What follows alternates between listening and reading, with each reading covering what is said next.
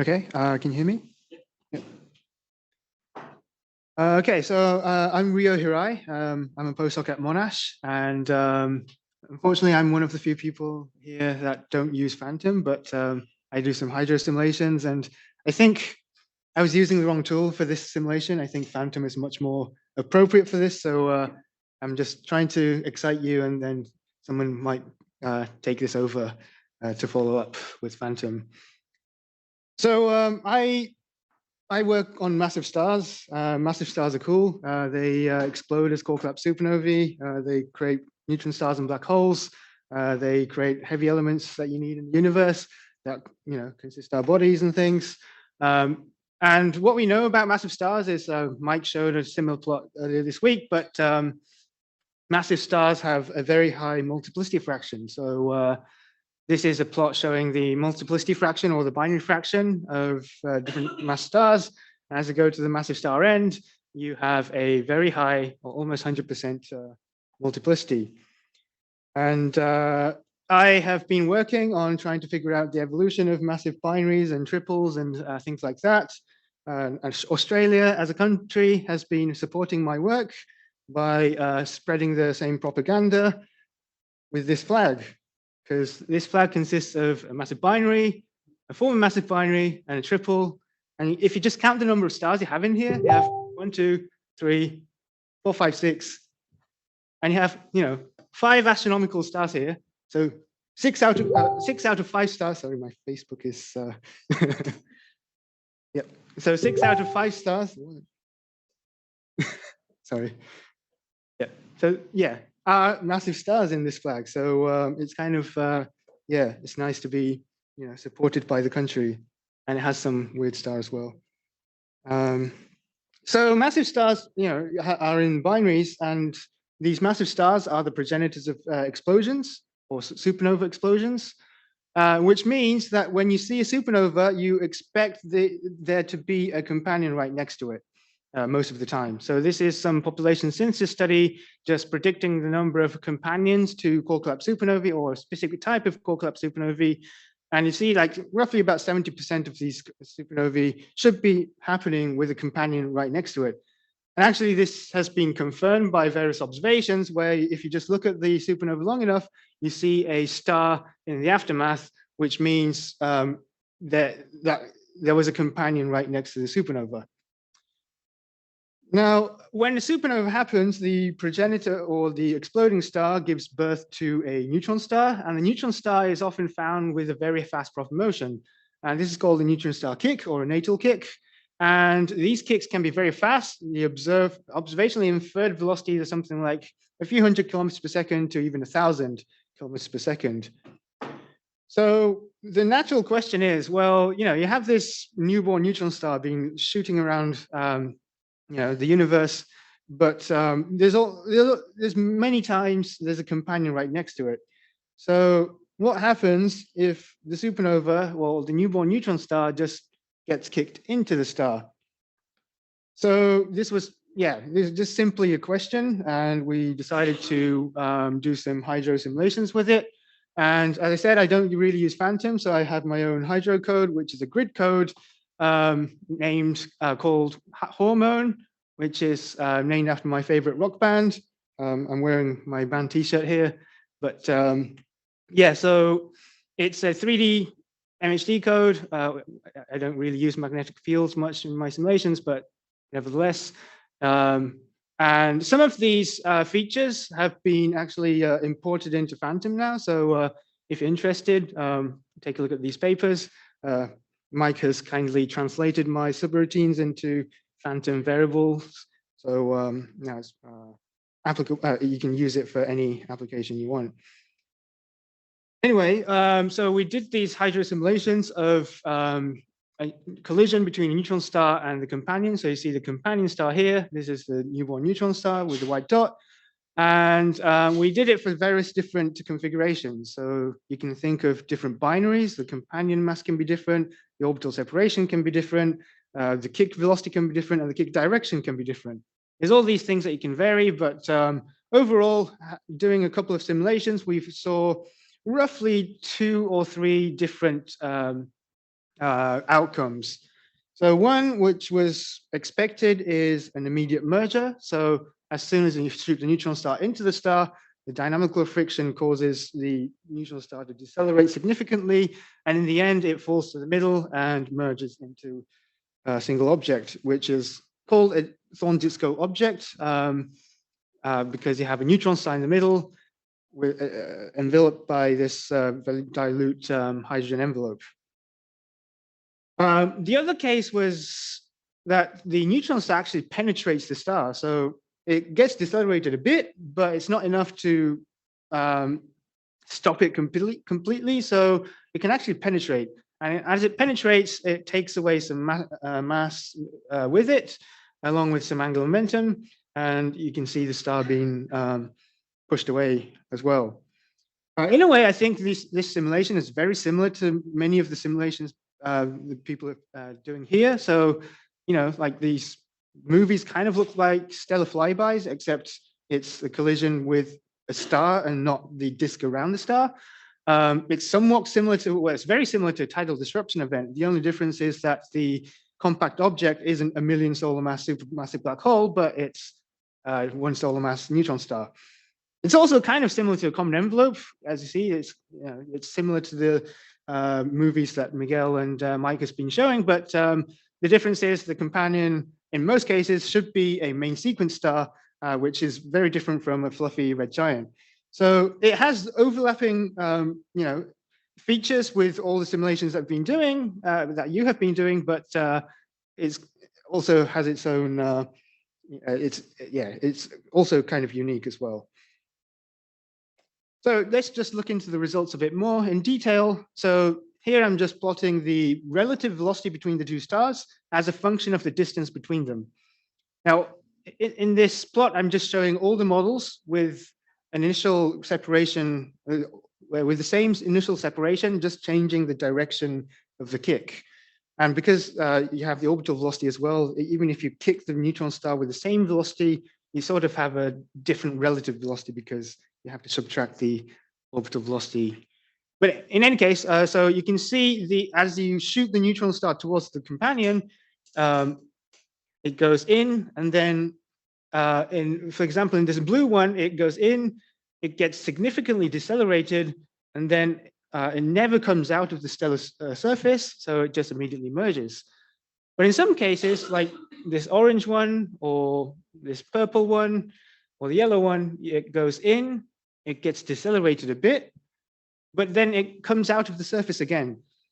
If there was no deceleration, so if it was just a two-body problem, it should come in and out on exactly the same trajectory, but you see all of them get decelerated a bit, but they can penetrate the surface. And in some cases, like the green one, it goes in, gets decelerated, and goes below the escape velocity of the star. So that means it has penetrated, but it's bound to the star now. It started off unbound, but it's now bound, which means it has to come back again after some amount of time, and then it's going to interact again, gets decelerated, and maybe penetrate multiple times before it merges into a single object. Now, so because I haven't been using Phantom, my code is not that optimal for this kind of problem. I can't run like million models. So I wanted to do a more thorough parameter study, and to do that, we constructed a semi-analytical model. So what we did was try to focus on the drag the neutron star experiences inside the star and try to model that. So the most obvious thing you can do is just use a simple Bondi-Hoyle-Littleton kind of drag and just compare it with the actual drag I saw in the simulation. And you can see the Hoyle-Littleton drag is the dotted line, and the solid lines are the numerical actual drag. Is actually quite bad. It's not, it's quite off. Like here, it's more than order of magnitude off, but these ones, yeah, it's a factor of few off. So I tried to look into like what actually is causing this, and one of the reasons I could think of is that in a Hoyle-Littleton drag, you think the model assumes a uniform density in the whole universe, and you have a body going through it, and that's how you calculate the drag. But in a star, you actually have a density gradient. So you have a density gradient ahead of the neutron star. So you have some asymmetry in the flow that's coming towards you. Now, the way you calculate a drag is you have lots of mass elements or particles coming towards the neutron star at different impact parameters, and each mass element gets deflected because of the gravity of the neutron star. And the velocity vector, well, the magnitude is the same because of energy conservation, but the direction has changed. So if you take the difference between these two vectors, that is the drag on a particular particle. And if you just integrate all the contributions from the upstream material, you get the drag. And if you assume a uniform density ahead and integrate all these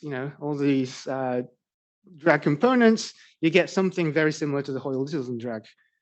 But if you have a density gradient ahead of you, the transverse drag is also important. So if you have uniform density, if you have this streamline going deflected this way, you have another streamline deflected this way, which perfectly cancels out the transverse components.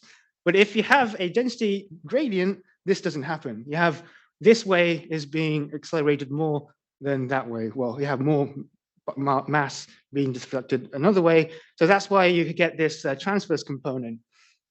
Now, if I added this transverse component to the drag, it kind of matched the numerical value. So the dashed lines here now show the new drag that I just showed before.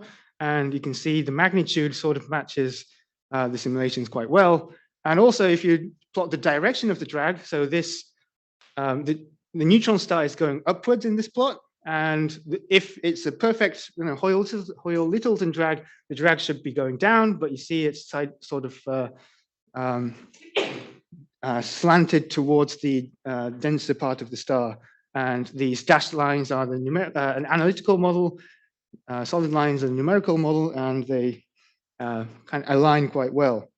So if you use this new kind of semi-analytical drag formula, you can just do simple two-body calculations to predict the outcome of these neutron star encounters. And this is what we got. So this is one of our results. So having a fixed neutron star kick velocity, and you have a fixed companion star target, and if you just shoot your neutron star in different directions, so each pixel on this plot corresponds to a different direction of the neutron star kick, we get different kinds of outcomes. So there's 5 different outcomes. First, the boring stuff is the blue stuff, where you just don't interact with the neutron star at all. You just kick it somewhere else. But if you kick it in the right direction, you start interacting with the neutron star. Sometimes you have unbound penetration, so penetrate and never come back. Sometimes you penetrate and get decelerated enough to be bound, and sometimes you have the immediate merger. And if I compare, so these black dots are where the hydro simulations were carried out in the previous plot I showed, and all these hydro models actually had the results same as what I predict from this semi-analytical model. So we did this for different kinds of kick velocities. So if you change the kick velocity, you have very different patterns for the outcome depending on the direction. But if you integrate the surface area of each of these colors, you can get the probability of each outcome. And this is what we did in this plot. So depending on the kick velocity, you have a different probability of each outcome. For example, if you kick it very slow, there's no chance of interacting with the neutron star. Everything's blue, because if you don't kick it, it's basically just a single outcome. You just widen the orbit because of the supernova, and you just never interact. But if you can kick it with some significant velocity comparable to the pre-supernova orbital velocity, you can start interacting with the neutron star at some very low probability. So at the most optimal point, where the neutron star kick was the same velocity as the pre-supernova orbital velocity, you have the highest probability of interacting. And in most of the cases, well, roughly half of the cases, you can have a bound penetration. And in the rest half, you have immediate mergers. And then if you have a kick even faster, you can have this slim chance of having these unbound penetrations as well. So yeah. So what is the kind of implication of these of this interaction? Like what's so significant about these penetrations? Well, we came up with about 4 different possible things that we can explain with this single phenomenon. So the obvious thing that people have been saying for decades was if you just shoot a neutron star into a star, it will immediately merge. So you create this thing called a Thorne-Disco object. You have a neutron star in the middle, you have a hydrogen envelope, and it's probably going to look like a red supergiant from outside. And there's some, like 1 or 2 observed candidates so far, but so far it's still sort of a hypothetical object. But we came up with 3 other interesting applications. So we can explain hypervelocity stars, pulsar planets, and peculiar supernovae. How much time do I have left? Okay, 2 minutes. Okay, I'm going to speed through. So hypervelocity stars, yes, we can make them. I think the interesting thing for this audience is pulsar planets. So yeah, pulsar planets are planets around pulsars. And there's been several, well, actually the first observed exoplanet was a pulsar planet. And there's actually even 3 planets around this pulsar. And now there's probably about 10, well, depends on the definition of a pulsar planet, but yeah, there's about 2 to 10 candidates of pulsar planets. And there's several scenarios that have been proposed to make them. Some of them involve dynamical capture and 3-body processes. Some of them you evaporate a companion into a planet. But the interesting one I'm thinking of here is a new one where I capture material from the companion. So if you shoot the neutron star into the star and it penetrates, you saw that some of the material is taken away. So if this taken away material condenses into a protoplanetary disk, you might be able to form planets in it and form maybe even form a planetary system. So I just took some of my simulations and looked at the total angular momentum in the captured material and the total mass in the captured material. And it turns out that, well, there is actually enough angular momentum in the taken away matter and also kind of enough mass to create at least this pulsar planet system. Because this pulsar planet system is the prototype and it has 3 Mercury to Earth mass planets. But the captured material in my simulations were more than like Jupiter mass or even 10 Jupiter masses. So yeah, this scenario might be able to explain the formation of this pulsar planet system. And we did some very rough rate estimates and it sort of doesn't violate with the upper limit of what we actually observe. I don't have time to explain the other stuff, so I'll just put up my summary slide.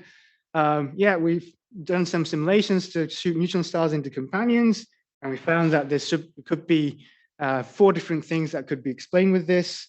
But this is just a preliminary study. We just kind of put out proof of concept. Phantom is definitely more suitable for this kind of simulation. So if anyone wants to take this, please, yeah, please come up to me and we can chat. Yeah, thank you.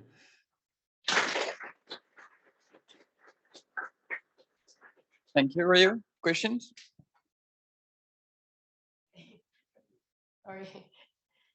Hi, fantastic talk. I was wondering if, out of curiosity, you have thought of calculating the gravitational wave signal from this kind of system you're studying, because I think this could be very interesting. So if you can elaborate a bit on this, please. Yeah, well, I haven't really thought about it much, but I was kind of anticipating that question from you.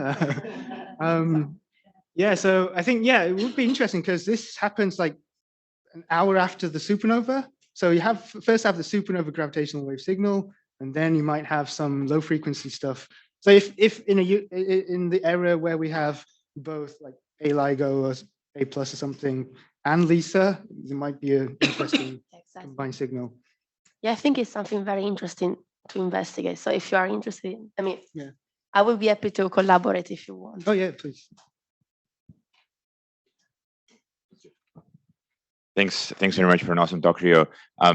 I actually have lots of questions, so I'll bother you more during the lunch break. I also have, as I think you know, one other proposal for possible application of this, which is to the formation of apparently young pulsars and old globular clusters, that they might be rejuvenated this way by getting kicked through through another star. One question I specifically wanted to ask you about is, have you thought much about the feedback? Because presumably your neutron star, okay, you dump mass onto it, it starts accreting. Obviously, the question is, what's going to happen to the potential gas? Do you actually retain the gas around the neutron star? Does it get blown off, etc.? Yeah, so that's what we are using to propose a mechanism for superluminous supernovae. So you still have the supernova around. This happens hours after the supernova. The supernova is still optically thick for like a week or a month. So if the neutron star can take away material, and I said it might create a protoplanetary disk, but the inner parts are probably going to accrete, and the inner parts can create jets or outflows or X-rays, and that could power the optically thick supernova ejector from inside, which might be able to explain first superluminous supernovae, but also if you have these bound penetrations, it's going to come back and do this multiple times. So you might be able to create these bumpy superluminous supernovae, which has been observed actually quite frequently now. So yeah, we're just proposing this as one mechanism.